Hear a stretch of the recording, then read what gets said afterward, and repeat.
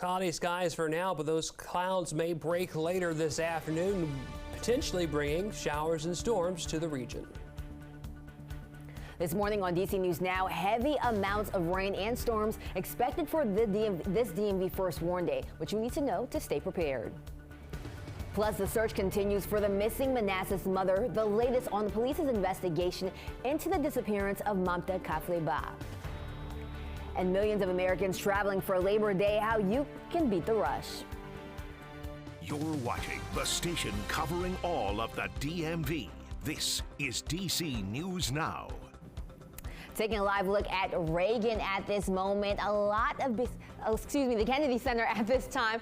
Kind of foggy out there. Looks a little chilly, but hopefully it'll warm up later on today. Good morning, everyone. Thank you so much for joining us on DC News Now. I'm Yammer Sase. Tosin has the day off. Now we'll get to our top stories in a few minutes, but first we're going to hit weather at this time. Now I'm looking forward to, I don't want summer to end, so I'm looking forward to the hot weather today. I know we're expecting some showers later on this week as well. Yeah, we're going to expect those showers and storms to come in later on this afternoon, going into this evening.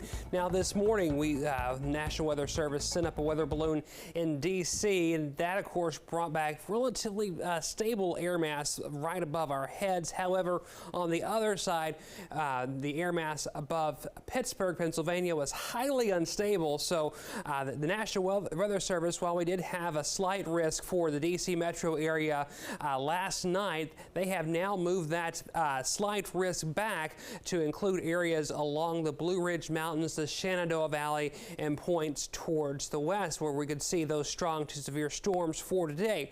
We could still see some strong weather activity as we head in towards the overnight here in D.C., anywhere from Philly all the way up and down the I-95 corridor. We'll have to watch and see how that comes to be over the next several hours, especially if we start to see the sun begin to pop out here and there and across the region. That will greaten the likelihood of storms later on. Well, breaking news this morning, D.C. police are investigating overnight shooting in Northwest. This happened on 18th Street near DuPont Circle at around 11 p.m. last night. Now, police are on the lookout for two male suspects. The first one was seen in an all-black tracksuit, and the second one was seen wearing an Apple Watch. If you have any information surrounding this shooting, you are asked to contact police. And Thursday night storm did some damage across the DMV, and this is actually Stafford, Virginia, spotted on Tavern Road, and you can see trees taking down power lines, and officials say they're working with VDOT to get everything cleaned up as soon as possible.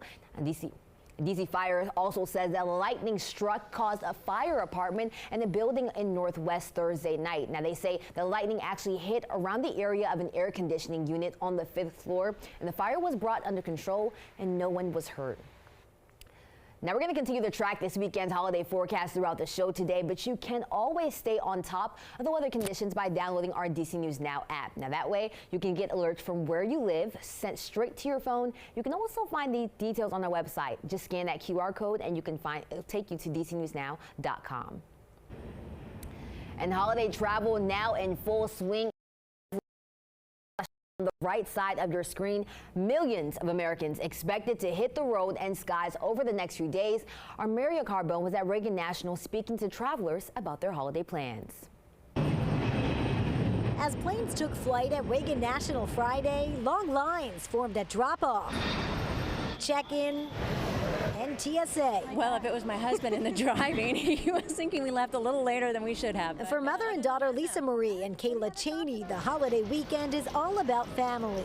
We are going to South Carolina to visit my daughter, who's at the University of South Carolina. Her sister here is active duty and also in med school, so she hasn't seen her in a while, so it's going to be a little surprise. The two, part of the 17 million people TSA expects to screen this Labor Day weekend, a nearly 8% increase in travelers from last year. Airport's an airport. Try to give enough time to make it through and make sure we got less than 3 ounces in the bottles. Joseph Pickner and Jem Paolo are jetting off to California, a hiking trip spanning the long weekend. I got permits to hike or climb Half Dome, so we're going to Yosemite National Park. Friday predicted to be the busiest day at the airport. And though a few hundred flights were canceled in the DMV due to weather Thursday, the airplanes are on time. So, Martin B. heading to Miami says he's not worried about the travel rush. For him, all sights are set on soaking up the sun in Florida. I have TSA pre-check, so I anticipate the lines to be flowing pretty quickly. If not, I'll just brave it.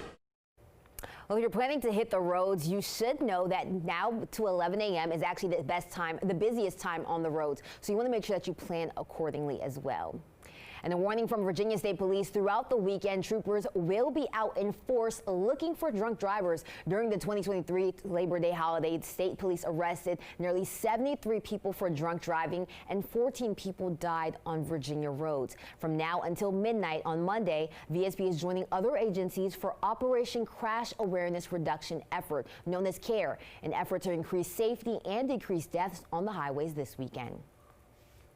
And Metro Rail and Metro Bus will be operating on a Sunday schedule for Labor Day, and trains will be running every 6 to 12 minutes for most of the day. Now, for Metro Access customers, all subscription trips on Labor Day will be canceled. However, those customers can still reserve a trip that day, and parking will also be free at all Metro garages and lots for the holiday. And developing now, police spending hours yesterday afternoon and evening searching at a popular park in Manassas Park, Virginia. Now, they were looking for evidence in the case of the missing mother, Mamta Kaflu Ba. Now, police searched Signal Hill Park, which is around 2 miles away from the home of Naresh Ba and his wife, Mamta, that they shared. Now, the search wrapped up last night. Our Max Marcillo was at the park, and he has the latest on the investigation. Across the street from where loved ones and community members are cheering and praying for Mamta Kafli's return home, police are trying to make that happen. They blocked the entrance to Signal Hill Park for most of Friday afternoon, searching inside for evidence, including in this area. They say they had information that led them here. I hope they found something there. But both police and these community members have been searching for weeks now. Mamta was last seen about a month ago. There have been multiple searches at the Bott home, both before and after Mamta's husband Naresh was arrested and charged with concealing a dead body. But this search at this park is causing plenty of emotions. It's pretty painful to even think.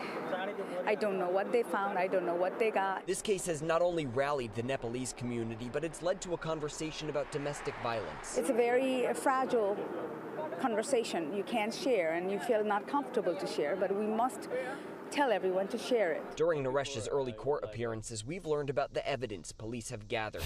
Prosecutors say they found blood in the Bott home. I think everybody wants the answer, like what really happened and where Mamta is. But as police search the park, the main thing on everyone's mind is Mamta, bringing her home for closure and for justice. She was very sweet, very nice, very polite. Now, regarding Mamta's 1-year-old daughter, Mamta's mother and another family member actually traveled from Nepal to Virginia to take care of her. And in the district, first responders are honoring fallen police officer Wayne David. Now, during a procession yesterday, they escorted his body during a dignified transfer as it was taken to a funeral home in District Heights, Maryland. David died Wednesday night in the line of duty. He was actually attempting to recover a gun from a storm drain when it accidentally went off and killed him. Meanwhile, there's still a $50,000 reward being offered for the arrest of the man suspected of tossing the gun into the storm drain. He was last seen jumping on the back of a motorcycle on DC 295. And developing now, Maryland's highest court is ordering a redo of the hearing that freed Adnan Syed. Now, it's been 24 years since he was initially convicted of murdering his ex-girlfriend, in the case widely publicized on the hit podcast Serial. DC News Now's Daniel Hamburg spoke with the lawyer for one of the families and has the latest on the case against Syed. Adnan Syed spent more than 20 years in prison, convicted for the 1999 murder of his high school ex-girlfriend, Hae-Min Lee.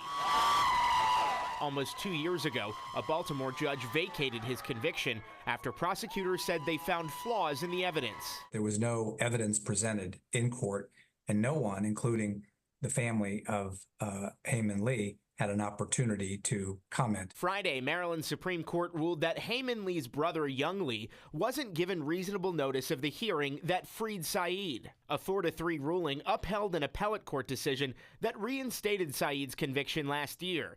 Attorney David Sanford represents Hae-Min Lee's family. What we've been asking for is transparency in the system, a right to be heard, a meaningful participation in the process, and now we're going to get that. Erica Suter, counsel for Syed, said in a statement, quote, Adnan is innocent. This appeal was about the process for the vacator. It did not challenge the substance of the vacator. In a dissenting opinion, Justice Michelle Houghton argued the issue was moot because the underlying charges no longer exist, writing, quote, "This case exists as a procedural zombie. It has been reanimated despite its expiration." Maryland Supreme Court got it right. Crime victims in Maryland have a right to be treated with dignity and respect and sensitivity. Now, Saeed will remain free as the case heads to a new lower court judge to consider whether his conviction should be tossed. That's expected to happen this fall.